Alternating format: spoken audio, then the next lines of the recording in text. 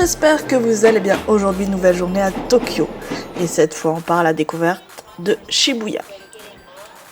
Donc, impossible de venir à Shibuya sans passer voir Hachiko, cette statue située juste devant la gare en hommage à l'un des chiens les plus célèbres du Japon, connu pour sa fidélité incroyable.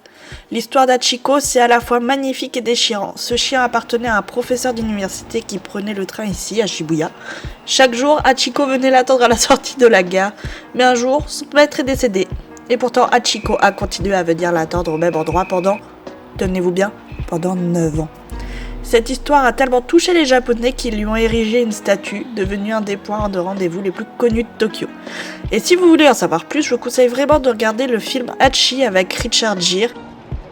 Juste à côté de la statue d'Hachiko, on retrouve Shibuya Crossing, aka le carrefour le plus mythique du monde. À chaque feu rouge, c'est le chaos organisé. En quelques secondes, des centaines de personnes traversent dans tous les sens. Et honnêtement, c'est super impressionnant. Ou pas, on devait être dans un moment où il n'y avait pas beaucoup d'affluence, du coup il n'y avait pas grand monde en vrai. Pour bien profiter de ce spectacle, on prend de la hauteur, direction un café avec une vue imprenable sur le carrefour. Après toute cette agitation, petite pause déj bien méritée. On s'est posé dans un café avec une vue parfaite sur le carrefour et franchement, voir cette foule en mouvement tout en sirotant son café, c'est une vibe à part entière. Tanguy a opté pour un café accompagné d'une sorte de roulé à la chantilly bien fluffy. Et moi j'ai pris un jus d'orange frais avec une pâtisserie au marron, vous savez les fameux Mont Blanc là. Et autant vous dire que c'est une tuerie.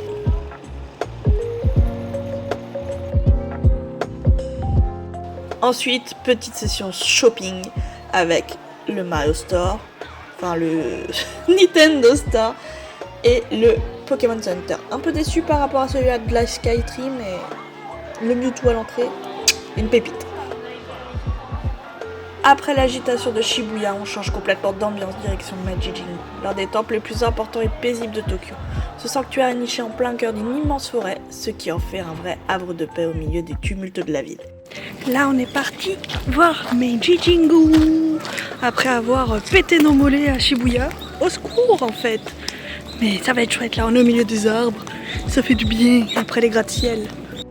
Dès l'entrée, on est accueilli par un immense torii en bois. Ce portail marque l'entrée du sanctuaire et symbolise la séparation entre le monde physique et le monde spirituel. Le Meiji-Jingu est l'un des sanctuaires les plus importants du Japon. Il a été construit en 1920 en hommage à l'empereur Meiji et l'impératrice Shoken, qui ont joué un rôle clé dans la modernisation du Japon. En chemin, on tombe sur un alignement impressionnant de tonneaux de saké, mais aussi de vin. Les tonneaux de saké ont été offerts en hommage à l'empereur Meiji, mais le plus surprenant, c'est juste en face, il y a des tonneaux de vin. Pourquoi ? Parce que l'empereur Meiji est un grand amateur de vin français et il a encouragé son importation au Japon. Preuve que le Japon, même dans ses traditions, a toujours été ouvert au monde. Après quelques minutes de marche, on arrive enfin au sanctuaire principal et là, bam, c'est magnifique. L'architecture est typique des sanctuaires Shinto, avec de grands bâtiments en bois et des toits élégamment courbés. L'ambiance est paisible, on entend juste le bruit du vent et des prières murmurées. Comme dans tous les sanctuaires Shinto, il y a un grand espace pour faire des vœux. Les visiteurs peuvent acheter une plaque en bois appelée Ema, écrire un souhait dessus et l'accrocher ici en espérant qu'il soit exaucé. On peut aussi faire le rituel traditionnel avant de prier. Donc s'incliner une première fois, jeter une pièce dans l'offrande, faire 2 grandes révérences, frapper dans ses mains 2 fois pour attirer l'attention des divinités et faire un dernier salut en signe de respect. Après la sérénité de Meiji-Jingu, on repart à l'exploration. Et cette fois, direction Shinjuku.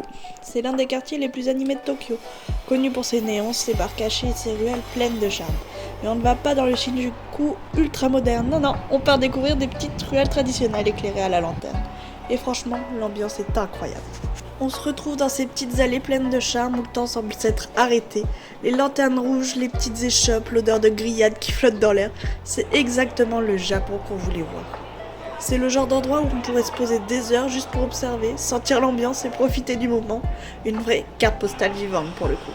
Tokyo est une ville de contraste. En quelques minutes, on passe d'un sanctuaire shinto millénaire à des rues pleines de vie. Et c'est ce qui rend vraiment cette ville aussi unique. Après cette journée bien remplie, il est temps de rentrer à l'hôtel et croyez-moi, nos jambes s'en souviennent encore aujourd'hui. Donc j'espère que cette vidéo vous aura plu et on va se dire à la semaine prochaine. Pensez à liker, commenter, à vous abonner si ça vous a plu. Allez, matane!